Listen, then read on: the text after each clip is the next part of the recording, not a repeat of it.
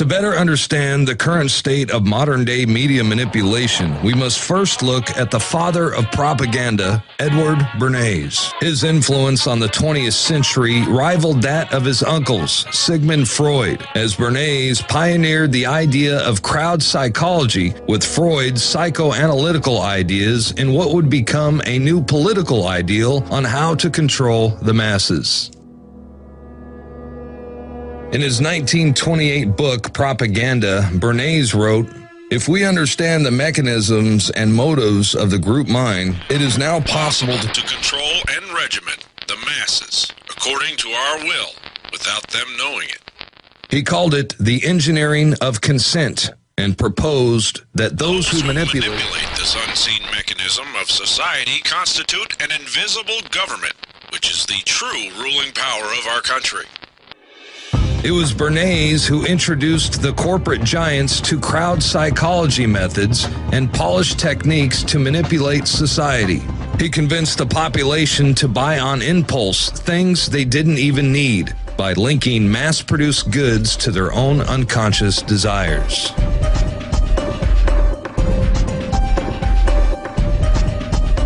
The tobacco industry hired Bernays to persuade women to take up smoking, and the Alcoa Aluminum Company asked him to drive the campaign for the national fluoridation of our water supply.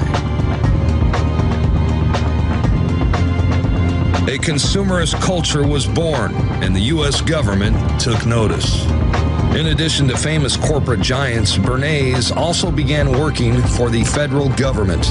They adopted his technique of manufacturing ever-present dangers and then maintaining a constant state of fear to give those in power greater control of what Bernays called the mass mind. Edward Bernays, who's the father of modern advertising and propaganda, he literally wrote the book Propaganda. Joseph Goebbels, on record, the Nazi propaganda minister, used a lot of his information and twisted it to his own designs.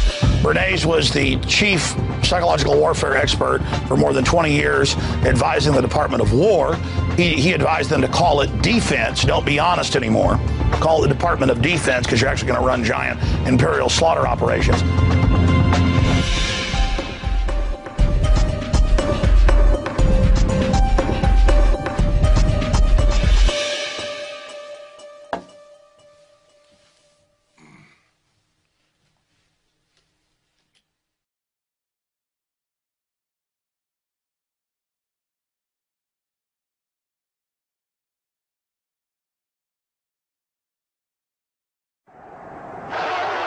At the heart of the story is not just Sigmund Freud, but other members of the Freud family.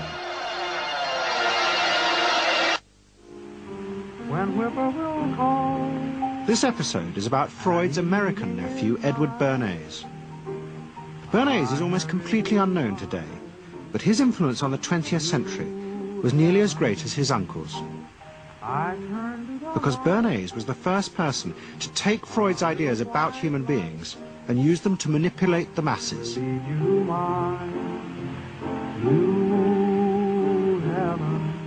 He showed American corporations for the first time how they could make people want things they didn't need by linking mass-produced goods to their unconscious desires. Out of this would come a new political idea of how to control the masses. By satisfying people's inner selfish desires, one made them happy and thus docile. At that time, Freud's young nephew, Edward Bernays, was working as a press agent in America. His main client was the world-famous opera singer Caruso, who was touring the United States.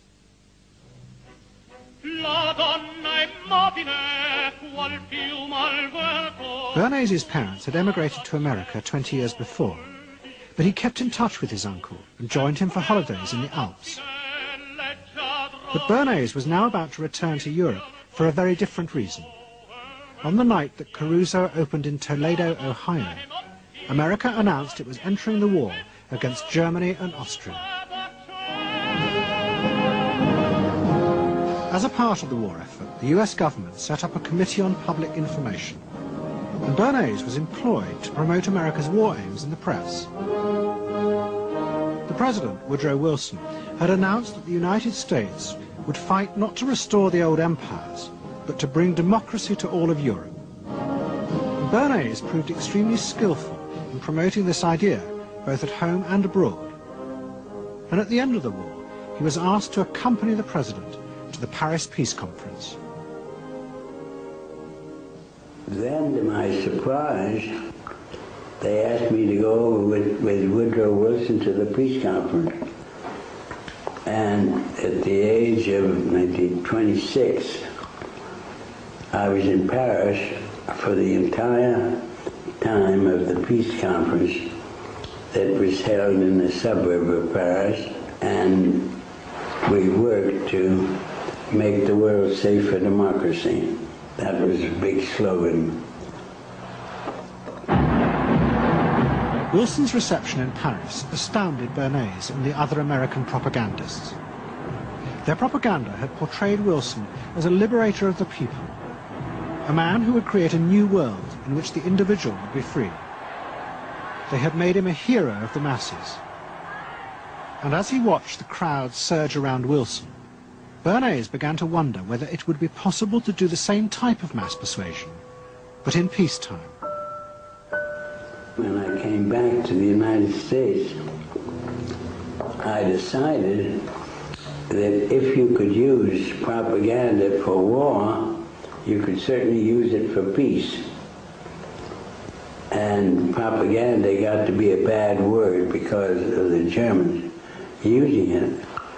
So what I did was to try to find some other words. So we found the word Council on Public Relations. Bernays returned to New York and set up as a public relations counsel in a small office off Broadway. It was the first time the term had ever been used.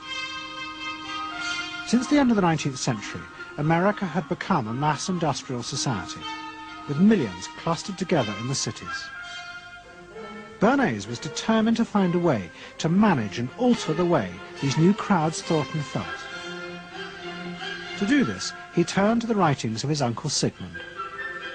While in Paris, Bernays had sent his uncle a gift of some Havana cigars. In return, Freud had sent him a copy of his general introduction to psychoanalysis. Bernays read it, and the picture of hidden irrational forces inside human beings fascinated him. He wondered whether he might make money by manipulating the unconscious. What Eddie got from Freud was indeed this idea that there is a lot more going on in human decision-making, not only among individuals, but even more importantly among groups, than this idea that information drives behavior. And so Eddie began to formulate this idea that you had to look at things that would play to people's irrational emotions. And you see, that moved Eddie immediately into a different category from other people in his field and most government officials and managers of the day who thought if you just hit people with all this factual information, they would look at that and say, oh, of course. And Eddie knew that was not the way the world worked. Bernays set out to experiment with the minds of the popular classes. His most dramatic experiment was to persuade women to smoke. At that time, there was a taboo against women smoking, and one of his early clients, George Hill, the president of the American Tobacco Corporation, asked Bernays to find a way of breaking it. He said, we're losing half of our market because men have invoked a taboo against women smoking in public. Can you do anything about that? I said, let me think about it. And then I said, have I your permission to see a psychoanalyst to find out what cigarettes mean to women? He said, what'll it cost? So I called up Dr. Brill, A.A. Brill, who was a leading psychoanalyst in New York at that time. How come you didn't call your uncle? Why didn't you call your uncle? Because he was in Vienna. A.A. Brill was one of the first psychoanalysts in America. And for a large fee, he told Bernays that cigarettes were a symbol of the penis and of male sexual power. He told Bernays that if he could find a way to connect cigarettes with the idea of challenging male power, then women would smoke, because then they would have their own penises.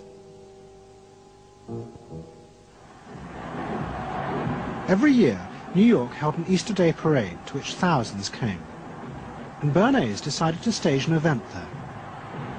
He persuaded a group of rich debutantes to hide cigarettes under their clothes.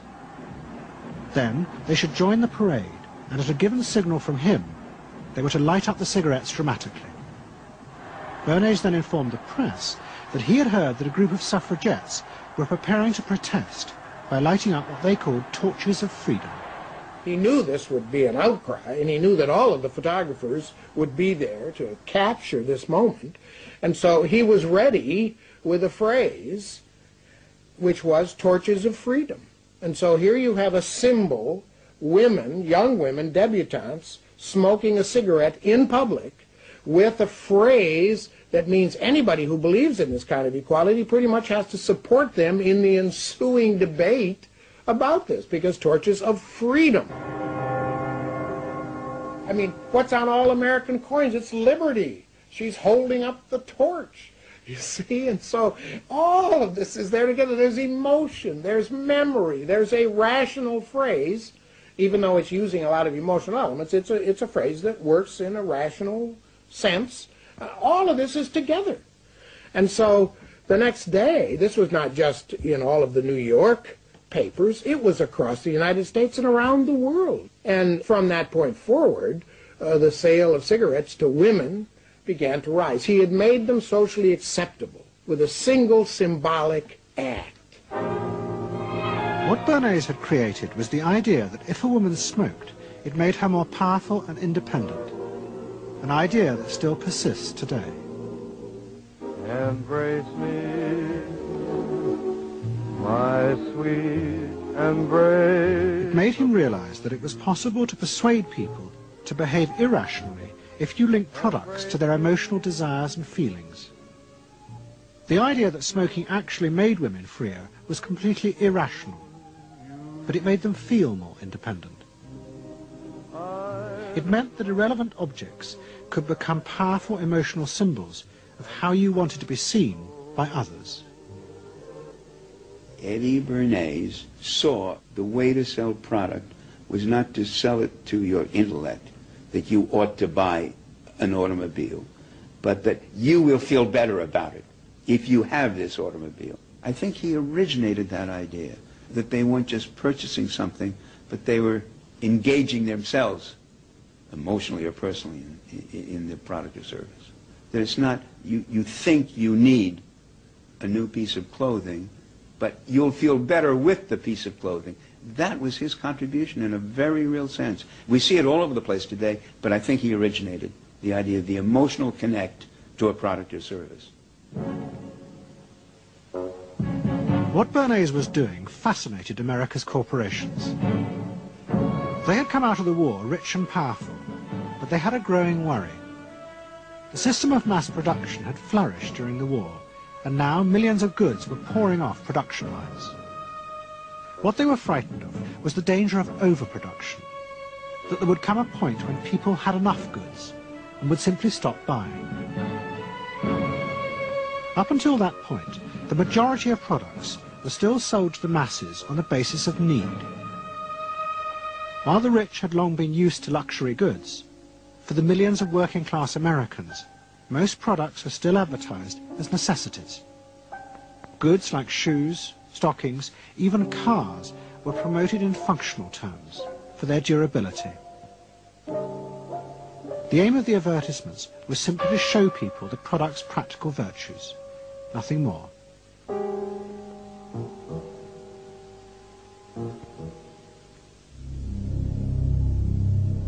What the corporations realized they had to do was transform the way the majority of Americans thought about products. One leading Wall Street banker, Paul Mazur of Lehman Brothers, was clear about what was necessary. We must shift America, he wrote, from a needs to a desires culture. People must be trained to desire, to want new things even before the old have been entirely consumed. we must shape a new mentality in America. Man's desires must overshadow his needs. Prior to that time, there was no American consumer. There was the American worker, and there was the American owner, and they manufactured and they saved and they ate what they had to, and the people shopped for what they needed. And while the very rich may have bought things they didn't need, most people did not. And Mazur envisioned a break with that, where you would have things that you didn't actually need, but you wanted, as opposed to needed. And the man who would be at the center of changing that mentality for the corporations was Edward Bernays. Bernays really is the guy within the United States, more than anybody else, who sort of brings to the table psychological theory as something that is an essential part of how, from the corporate side, of how we are going to appeal to the masses effectively. And the whole sort of merchandising establishment and sales establishment is ready for Sigmund Freud. I mean, they are ready for understanding what motivates the human mind. And so that there's this real openness to Bernays' techniques being used to sell products to the masses. Beginning in the early 20s, the New York banks funded the creation of chains of department stores across America. They were to be the outlets for the mass-produced goods, and Bernays' job was to produce the new type of customer. Bernays began to create many of the techniques of mass consumer persuasion that we now live with. He was employed by William Randolph Hearst to promote his new women's magazines, and Bernays glamorized them by placing articles and advertisements that linked products made by others of his clients to famous film stars like Clara Bow, who was also his client. Bernays also began the practice of product placement in the movies, and he dressed the stars at the film's premieres with clothes and jewellery from other firms he represented. He was, he claimed, the first person to tell car companies they could sell cars as symbols of male sexuality. He employed psychologists to issue reports that said products were good for you, and then pretended they were independent studies. He organised fashion shows in the department stores and paid celebrities to repeat the new and essential message: you bought things not just for need, but to express your inner sense of yourself to others. There's a psychology of dress. Have you ever thought about it? How it can express your character? You all have There's a psychology of dress. Have you ever thought about it? How it can express your character?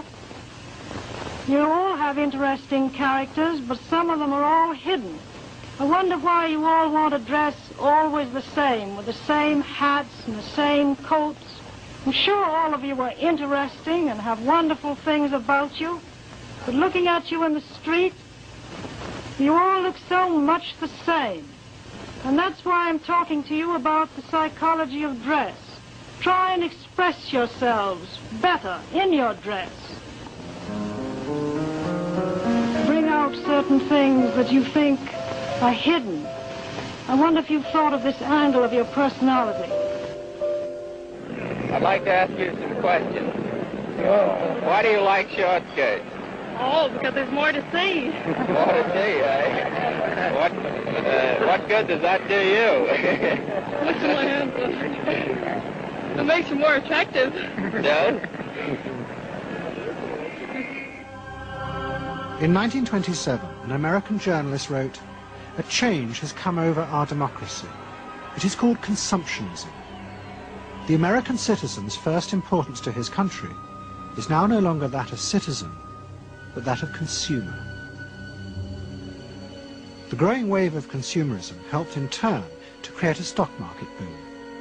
And yet again, Edward Bernays became involved, promoting the novel idea that ordinary people should buy shares, borrowing money from banks he also represented. And yet again, millions followed his advice. He was uniquely knowledgeable about how people in large numbers are going to react to products and ideas and so on. But in political terms, if he were to go outside, I can't imagine that he could get 3 people to stand and listen. Wasn't particularly articulate, was a kind of funny looking, and didn't have any sense of reaching out for people one-on-one. None at all. He didn't think about people in groups of one, thought about people in groups of thousands. So I would have nothing to do with them. Hello? Bernays soon became famous as the man who understood the mind of the crowd. And in 1924, the president contacted him. President Coolidge was a quiet, taciturn man and had become a national joke. The press portrayed him as a dull, humorless figure. Bernays' solution was to do exactly the same as he had done with products. He persuaded 34 famous film stars to visit the White House. And for the first time, politics became involved with public relations. And I lined up these 34 people, and I'd say, "What's your name?" He'd say, "Al Jolson." I'd say, "Mr. President, Al Jolson." Next day, every newspaper in the United States had a front page story, "President Coolidge entertains actors at White House." And the Times had a headline which said, "President nearly laughed." And everybody was happy. But while Bernays became rich and powerful in America, in Vienna his uncle was facing disaster. Like much of Europe, Vienna was suffering an economic crisis and massive inflation, which wiped out all of Freud's savings. Facing bankruptcy, he wrote to his nephew for help. Bernays responded by arranging for Freud's works to be published for the first time in America, and began to send his uncle precious dollars, which Freud kept secretly in a foreign bank account. He was Freud's agent, if you will, to get his books published. Well, of course, once the books were being published, Eddie couldn't help himself but promote these books, see that everybody read them, make them controversial, emphasize the fact that, do you know what Freud says about sex and what he says cigarettes are a symbol of, and so on and so forth? How do you suppose all those stories got out? Certainly the academics weren't spreading these around the country. Eddie Bernays was. Then, when Freud became accepted, well then, of course, to go to a client and say, "Well, Uncle Siggy," see, then that had some cachet. But notice there, first Eddie created Uncle Siggy in the U.S., made him acceptable, secondly, and thirdly, then capitalized on Uncle Siggy. Typical Bernays performance. Bernays also suggested that Freud promote himself in the United States. He proposed his uncle write an article for Cosmopolitan, a magazine that Bernays represented, entitled "A Woman's Mental Place in the Home." Freud was furious. Such an idea, he said, was unthinkable. It was vulgar, and anyway, he hated America. The publication of Freud's works in America had an extraordinary effect on journalists and intellectuals in the 1920s. What fascinated and frightened them was the picture Freud painted of submerged, dangerous forces lurking just under the surface of modern society. Forces that could erupt easily to produce the frenzied mob which had the power to destroy even governments. It was this they believed had happened in Russia. To many, this meant that one of the guiding principles of mass democracy was wrong, the belief that human beings could be trusted to make decisions on a rational basis. The leading political writer, Walter Lippmann, argued that if human beings were in reality driven by unconscious, irrational forces, then it was necessary to rethink democracy. What was needed was a new elite who could manage what he called the bewildered herd. This would be done through psychological techniques that would control the unconscious feelings of the masses. So here you have Walter Lippmann, probably the most influential political thinker in the United States, who is essentially saying that the basic mechanism of the mass mind is unreason, is irrationality, is animality. He believes that the mob in the street, which is how he sees ordinary people, are people who are driven not by their minds but by their spinal cords. The notion of kind of animal drives unconscious instinctual drives lurking beneath the surface of civilization. And so they started looking towards psychological science as a way of understanding the mechanisms by which the popular mind works, specifically with the goal of figuring out how to understand how to apply those mechanisms to strategies for social control. Edward Bernays was fascinated by Lippmann's arguments and also saw a way to promote himself by using them. In the 1920s, he began to write a series of books which argued that he had developed the very techniques Lippmann was calling for. By stimulating people's inner desires and then sating them with consumer products, he was creating a new way to manage the irrational force of the masses. He called it the engineering of consent. Democracy, to my father, was a wonderful concept, but I don't think he felt that all those publics out there had reliable judgment, and that they very easily might vote for the wrong man or want the wrong thing, so that they had to be guided from above. It's enlightened despotism in a sense. You appeal to their desires and their unrecognized longings, that sort of thing. That you can tap into their deepest desires or their deepest fears and use that to your own purposes. And then, in 1928, a president came to power who agreed with Bernays. President Hoover was the first politician to articulate the idea that consumerism had become the central motor of American life. After his election, he told a group of advertisers and public relations men, "You have taken over the job of creating desire and have transformed people into constantly moving happiness machines. Machines which have become the key to economic progress." What was beginning to emerge in the 1920s was a new idea of how to run mass democracy. At its heart was the consuming self, which not only made the economy work, but was happy and docile, and so created a stable society. Both Bernays and Lippmann's concept of managing the masses takes the idea of democracy and it turns it into a palliative. It turns it into giving people some kind of feel-good medication that will respond to an immediate pain or an immediate yearning, but will not alter the objective circumstances one iota. I mean, democracy really, the idea of democracy at its heart was about changing the relations of power that had governed the world for so long.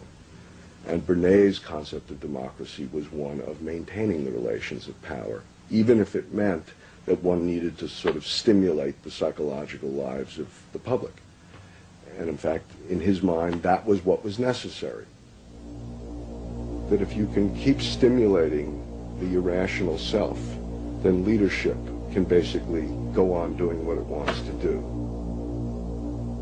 Bernays now became one of the central figures in a business elite that dominated American society and politics in the 1920s. He also became extremely rich and lived in a suite of rooms in one of New York's most expensive hotels, where he gave frequent parties. Oh my goodness, he had a home in the corner suite of the Sherry Netherland Hotel. And here's this wonderful suite with all these windows looking out on Central Park and across at the plaza and on the square. And he would use this place to hold a soiree. The mayor would come. All the media leaders would come, the political leaders, the business leaders, the people in the arts. I mean, it was a who's who.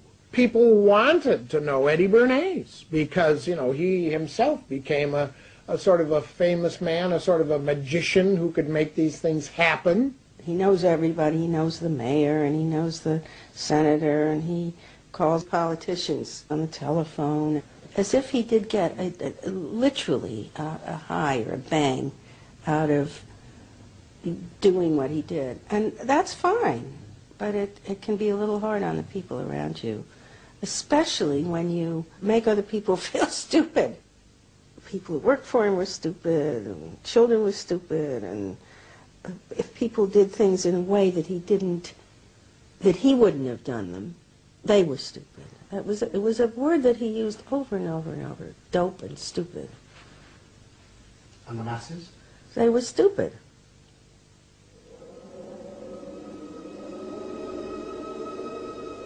But Bernays' power was about to be destroyed dramatically, and by a type of human irrationality he could do nothing to control. At the end of October 1929, Bernays organised a huge national event to celebrate the 50th anniversary of the invention of the light bulb. President Hoover, the leaders of major corporations, and bankers like John D. Rockefeller were all summoned by Bernays to celebrate the power of American business. But even as they gathered, news came through that shares on the New York Stock Exchange were beginning to fall catastrophically. Throughout the 1920s, speculators had borrowed billions of dollars. The banks had promoted the idea that this was a new era where market crashes were a thing of the past. But they were wrong. What was about to happen was the biggest stock market crash in history. Investors had panicked and begun to sell in a blind, relentless fury that no reassurance by bankers or politicians could halt. And on the 29th of October 1929, the market collapsed.